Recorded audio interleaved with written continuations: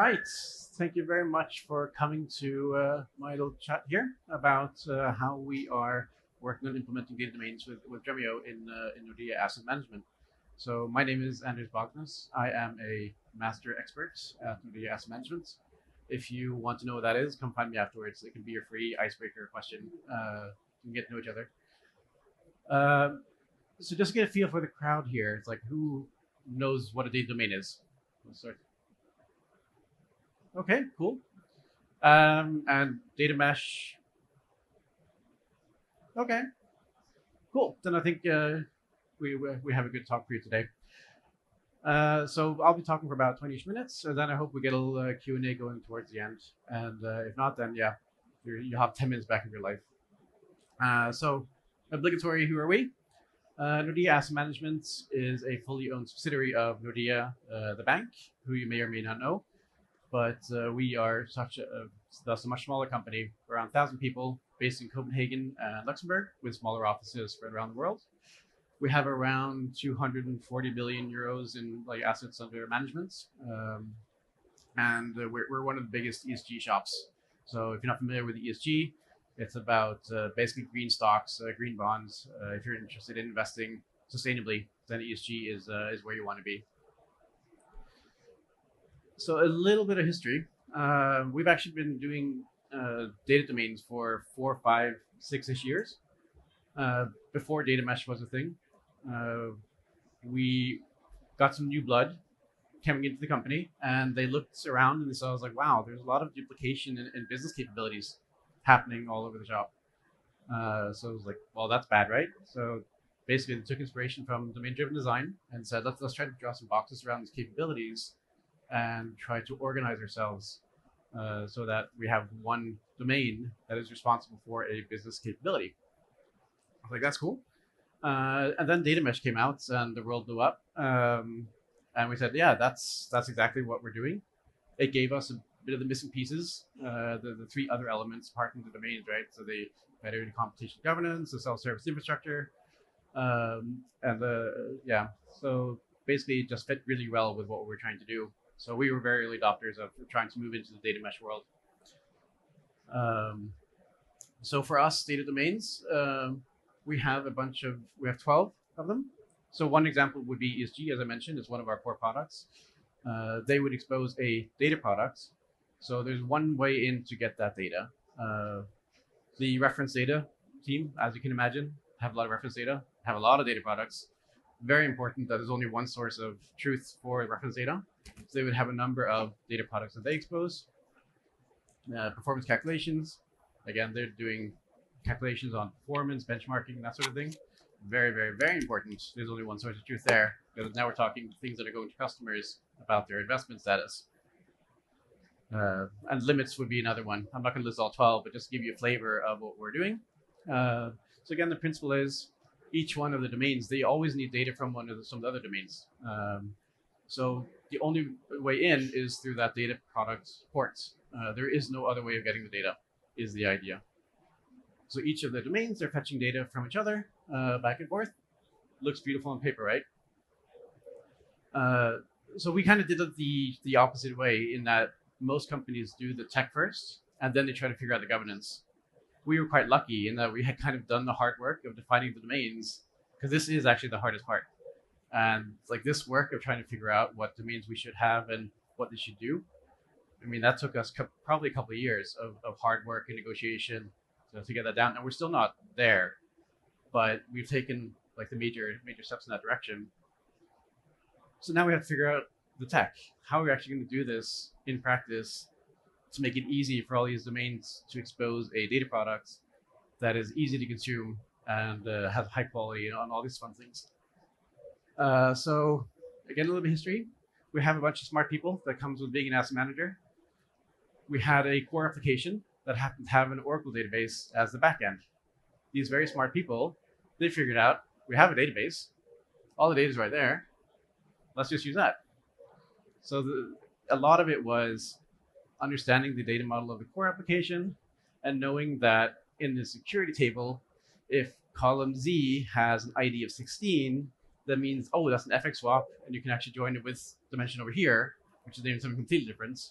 But if it's 20, 19, or 5, no. Then it's completely different instruments and can't be doing with that at all and give you completely different results. It won't actually tell you because the keys are the same. It just gives you garbage.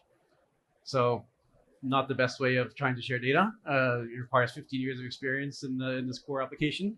Every time that they decide to update the core application, of course, they're going to break schemas. They haven't given us any promises about the internal schema of their application. So don't do this. Bad idea. It worked for us for some time, but yeah, don't do that. So next step, of course, let's just copy the data. Copy the data out into a bunch of SQL servers. Now we have data products, right? We have it all in control. We can model it. Everything is fine. I mean, not quite, right? You still have a bunch of SQL servers that you don't really have a lot of control over what people are accessing and what they're not accessing. So next phase, REST APIs. Put an API in front of everything. We tend to be a bit of a one-track mind. Once we latch onto new technology, everything is that. So the whole company ran after building REST APIs for everything you can imagine. So that's all well and good. We have a data product now, right? Well, I mean, we're still doing all this copying back and forth, and I mean, REST APIs are good for some things, but what if I want to react to something happening, which happens in trading a lot? So we do have actually from Nordea Group, their IT provider. They run one of the biggest Kafka installations in the Nordics. Cool, we have that. That's cool. Let's put all the data onto Kafka. Then we have one point where you can subscribe to a topic and you're sure to get only the model data as it happens. Beautiful, right? Now we have data products. Now we're done. We can go home. Well, I mean, what we've actually done here is sure, we do have modeled, beautiful data that is defined in one place, but where is the complexity? So again, you have to remember, you can't get rid of complexity. You can only move it around. So now these guys who are accessing the data and writing a SQL query and getting all their data, now they're sitting in the middle of here and they need 10, 15 different data products. Oh, all you have to do is just call these 10 APIs and then you get these 5 Kafka topics and then you join them together and you're done. That is very far away from a user-friendly experience for an analyst. Super smart. They might know a bit of Python, but they're not programmers or developers. And we just took away their favorite tool, which was SQL. We said I can't use that anymore. Well, what's the solution? Bring back SQL. So our model is to bring in a lakehouse. So not a centralized lakehouse, because we don't want to go back to the bad old days of centralized data warehouse, where basically centralized bottleneck for all your data modeling. Each of the domains, they have an S3 bucket. It's a bring your own bucket lakehouse, which basically lets us put a query engine on top. And now, spoilers, it's Dremio. I'm sure that's not a shock to anyone. Now, our analysts get to write SQL just as they used to, and they get beautiful modeled data products over time. Can you imagine getting 10 years of data from a REST API and do that 10 times? So to get this working, there are 2 things that we had to focus on. So one of them was the architecture. So we define an outer architecture and an inner architecture. So for most domains, you have some data source. That could be internal, external. We provide a lot of data. It's a part of our business. We extract that into the inner architecture. Now, we don't have any opinion on your inner architecture. That is the domain's responsibility. There is someone who's responsible for that domain. If they want to pass around Excel sheets and paper napkins, they're responsible for their outcomes. We're not there to babysit them. But they do have 3 responsibilities. They have to publish to Kafka. We still love Kafka. It's great for your eventing. It's great for reacting, which is very important in our line of work. It's just not great for long-term analytics. So you must publish your model data onto Kafka. You must publish your model data into a data catalog. So the data catalog is not just about what the schema is and so forth. So the Kafka topic, for example, has a defined schema. It must be an arrow. It must be published in the schema registry. And the same for any other data source. You need to show what your schema is. But this is our data quality hub.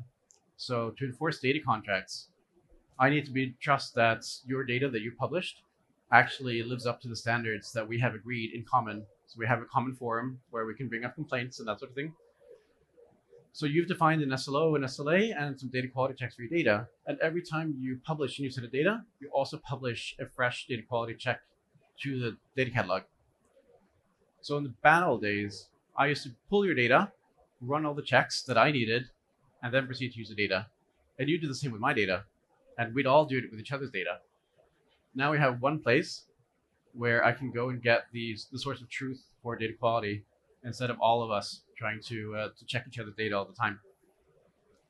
And finally, you have to publish into what we call the analytical plane. So that's that S3 bucket. It has to be Apache Iceberg. So that's what we require. Notice I didn't mention anything about a query engine. So our philosophy is sensible defaults. If you know what you're doing, you can go ahead and read those Iceberg files directly with like PyIceberg or Spark or Athena or whatever you want. If you don't know what you're doing or you don't care, then we have our sensible defaults. So we have chosen Dremio for this. And there are a few different reasons why Dremio fits our use case. So one is it's Apache Iceberg native. So if you are in your architecture, again, you don't really know much about Iceberg or anything like that, you just write SQL, insert into table. It's an Iceberg table in S3 by default. They don't really need to know all that much about the underlying structures. The other part is the semantic layer we get in Dremio. So remember, we still have all those on-premise databases and all that mess that I mentioned in the beginning. We're getting rid of it, but we all know we have some skeletons in our closet. So using Dremio lets us not have to do the big bang, which was one of the reasons we actually opted for a Lakehouse directly instead of going through the cloud warehouse intermediate step. And we kind of got to leapfrog that generation and go straight to Lakehouse.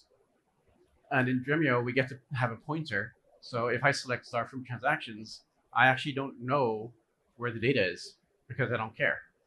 That's the domain in our architecture's responsibility to point Dremio to the appropriate place. And when they are ready, when they have successfully modeled it and put into Iceberg, then you can just repoint back away from on-premise legacy into Iceberg. And that's how we gradually get off of our legacy platform instead of saying you can't use our platform until you have upgraded, because that's going to take years. And no one wants to be the first one. So this is the tech side. Dremio also has a lot of nice other capabilities in terms of caching and reflections and things that just speed up these queries a lot. But architecture is one thing, but the second very important thing is people. We can't do any of this. This all looks nice on paper if our domains don't have the appropriate teams. So we are big subscribers to team topologies. Everything I'm going to say now is just taken straight out of team topologies. Is there anyone who has not seen team topologies before? Okay.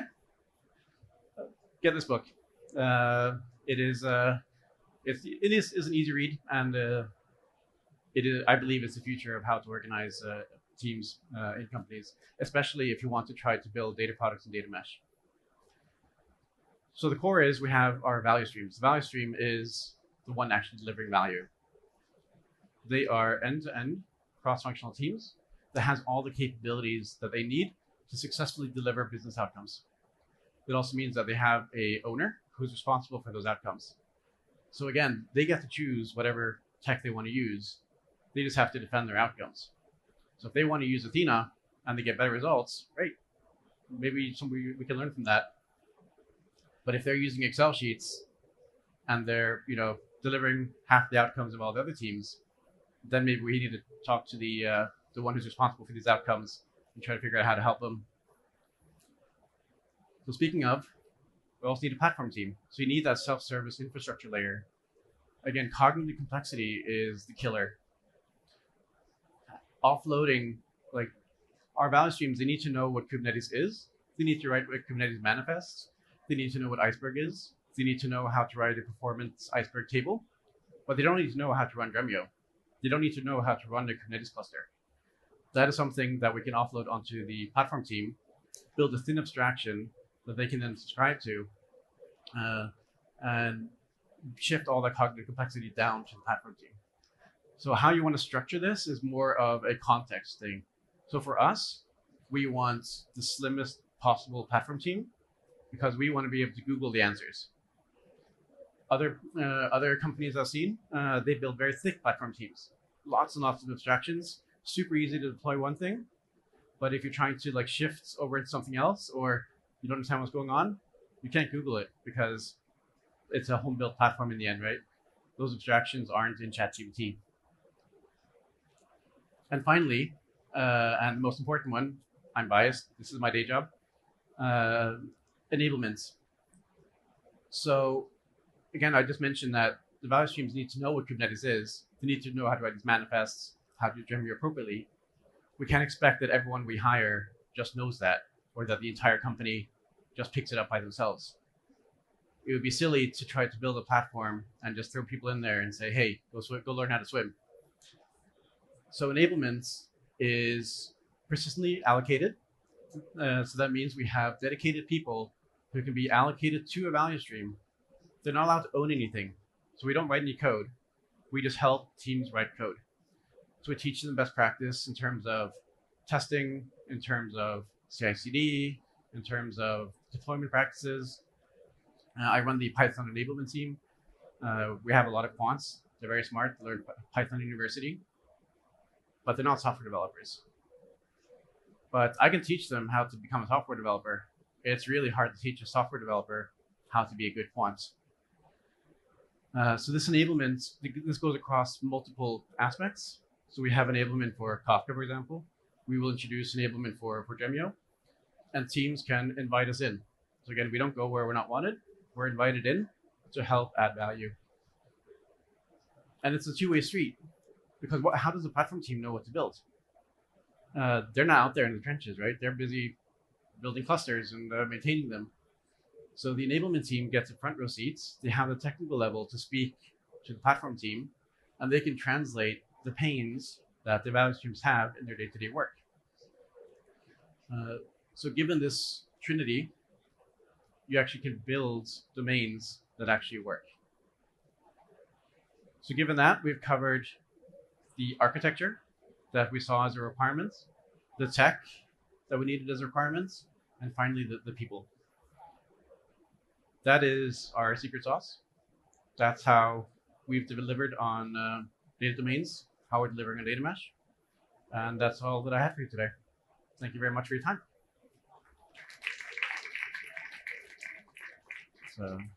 So I'm hoping there are some questions. We have one down there. You want to do runner?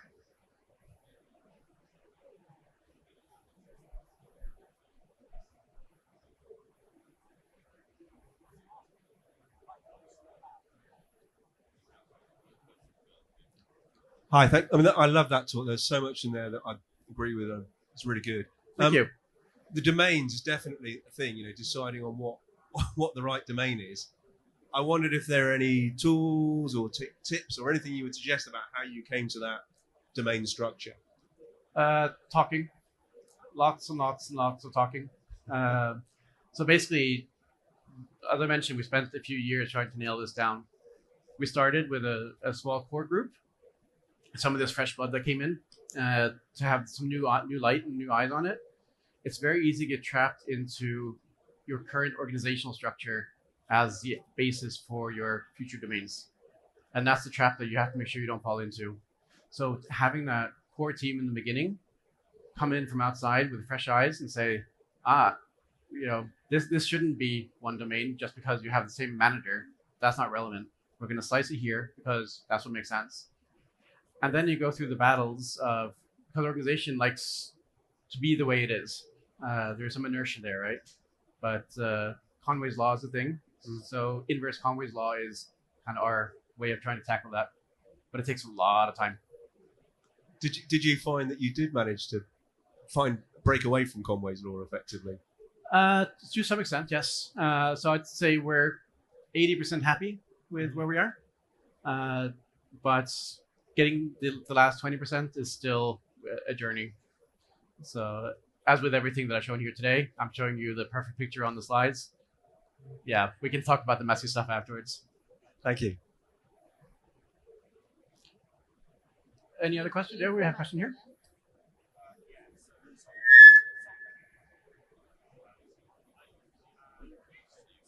Right. Hello. Okay. Hey. So you said you put all your data, all your as well. You obligate your teams to put it on Kafka as well. So Yep. do you do that as well for all your batch jobs, all your slow-moving data as well? Yep. And what's the value behind to do it also not only for operational and events-based data?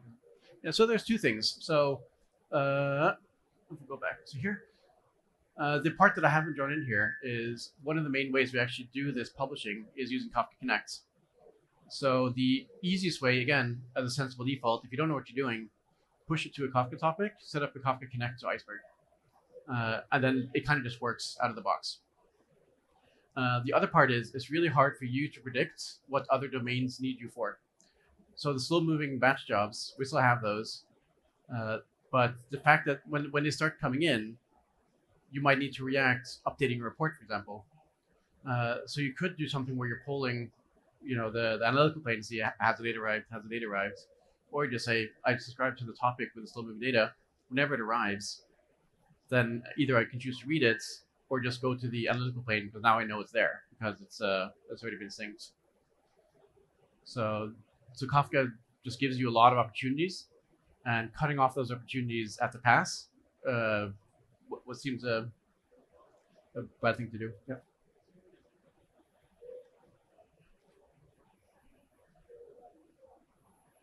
Thank you very much. More of a technical one. So you effectively got like a streaming ETL listening to Kafka. Mhm. What does that physically look like? Is it like a PySpark job that's just listening for things to do, or it sounds like a lot of like architecture just sitting there waiting for stuff to happen, right? When you've got like one cluster, finite resources, stuff like this. Is that just the reality of things?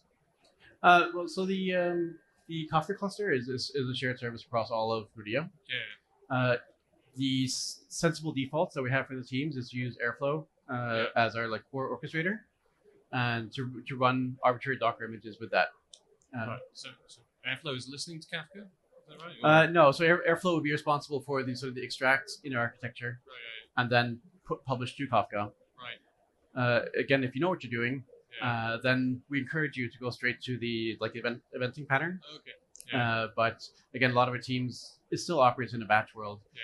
because it is a lot of reporting. It's a lot of calculations. So you take your day's data and then you figure out what was our performance on trades yesterday. That's hard to do in like a single trade. You need like the full day's view to actually figure that out. So we have a lot of things that are naturally batch, and we have a lot of things that are naturally streams. Okay. Right. That's me.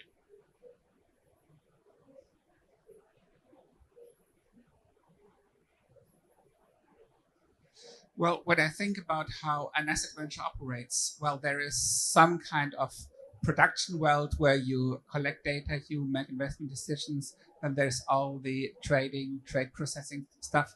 Is the stuff you're talking about here just to say the post-production fallout that you then use for reporting and things, or do these actual, what I would call the production world of the value chain, does this actually link in here and take back information, or is this just downstream? A bit of both. So, like a lot of the trading execution stuff would happen on the stream layer itself, but we often have things where we need to refer back to analytical data in order to decide if, should something be done. So, the other thing we have here is that we don't really care that much about the outcomes. We just know that if we do this, then we have smart people who can build inner architecture that provides business value. So how they choose to do that is actually not that much of a concern for the outer architecture. It's more that now we have the foundations. It's like basic science, right? Now they can start building on top of our basic science and produce business outcomes. Yes, but for example, the positions they use to make investment decisions on and build that. I mean, you got probably a portfolio management system for that. and that's outside this, and it just then feeds its results in here for whoever wants to run analytics on it. Or Yeah, to some extent. That's not my expertise, so I'm not gonna be a bit big on that one. But yes, in a sense. Thanks. So this might be a stupid question, but I No was stupid wondering. questions. I was wondering if on your data sources side, do you have any like relational databases like CDC that you do into Kafka as well? Like, Yeah. how do you handle like, do you have these like soft delete issues and stuff? Or, Yes. So we use Kafka Connect a lot, and that is one of the core ways that we get data from our data sources into whatever the inner architecture is. Because it is so straightforward to do, we have done the enablement so that the teams kind of know these are the default sensible configurations for doing that. But yes, then we have to have a talk with them what you actually want, because like soft deletes, for example, is one topic. You need to compact the topic. You need introduce tombstones. Like there's lots of different corner cases that each team needs to decide how they want to handle. So that's where the enablement comes in on the Kafka side. Yeah. So for example, imagine there is some relational database with this, they delete some rows, it goes through, it ends up in your kind of first layer in Iceberg. But how do you then propagate that change? Like, do you use like some other tool in between Dremio, like DBT or something like that will propagate the change, or Kafka Connect will do that as well? Or yes, we don't write back to our sources. So I mean, so imagine on Iceberg you have like a raw table where you just track all data. So you will have like a delete event. So okay, now it's soft deleted, and then you have some other Iceberg table analytical that essentially depends on the previous Iceberg table. So now you want to keep it in the raw table, but you want to delete it in the like presentation layer table. Like, what do you use to handle that? Yeah, so most of the modeling that we do, that's one thing I forgot to mention, is that because Dremio is just SQL, we get to use DBT as our transformation layer. So we are big users of the DBT Dremio plugin. But it's like the complete decisions of, is this a entity that needs to have the entire history, or is it a representation of the current state? Those are modeling decisions that the domain makes, and they just define it in their entity, in their data contract that says like this entity here is the current state without any deleted rows or anything like that. This one over here is archive table. It's just an append of everything that's happened. So you don't have any like real-time dashboard issues, because DBT will work great for that case, right? Where you have like a traditional like presentation layer table and it propagates nicely and all of that. But do you ever have like a real-time scenario where they delete something, it propagates through the system, and you immediately need to indicate that as well? Do you use anything else? Then so I mean, it's a problem that everyone who's working with data will have at some point. So it's more about understanding the context about how we deal with each individual case. But the short answer is absolutely we have problems. I guess I was curious about what tool you use, but data modeling techniques. No real tool for it. All right, fair enough.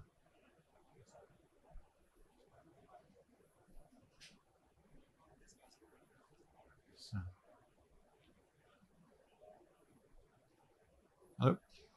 Thank you very much, first of all, for the presentation. Thank you. A question with two questions, actually. What's your choice of data catalog, and who's responsible to publish the data quality rules, and who is expert? Sorry, can you repeat that? So what's the choice of your data catalog, like what product, and also who is responsible to defining the data quality rules, and which team and what system is running them? Yeah, so we looked at a lot of data catalogs. The one we are currently trying to implement is Datahub. It's not 100% settled that it's that one, but that's what we're running a POC with that. And because it has support for exactly what we're going to do in terms of data contracts. So the definition of the data contract, it's owned by the domain. So they say this is our product. But the whole idea of data mesh is that you are my customer. So I can offer a product I can put on the shelf, but if no one's buying it, then we'll come back to the owner and say it's not doesn't work for your customers. You need to change it. So it's again shifting that mindset to be business-oriented outcome as an output of the value stream, and having that business owner be responsible for it means that you have that point of contact. And conflicts happen, right? So we do have our like governance council where these domains can meet and they can exchange problems or issues or things like, I need this foreign key, or like this key that you're using right now, it doesn't work for my use case. What can we do about it?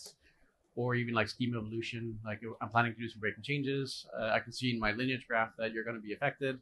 How can we together handle it in a good way? So in the end, it is people communicating, Is that okay? but just tech aided. Yeah. But, Yeah, it's fine. So, Okay. Oh, no, yeah. Okay, we're out of time. Thank you so much for all your questions and for your time.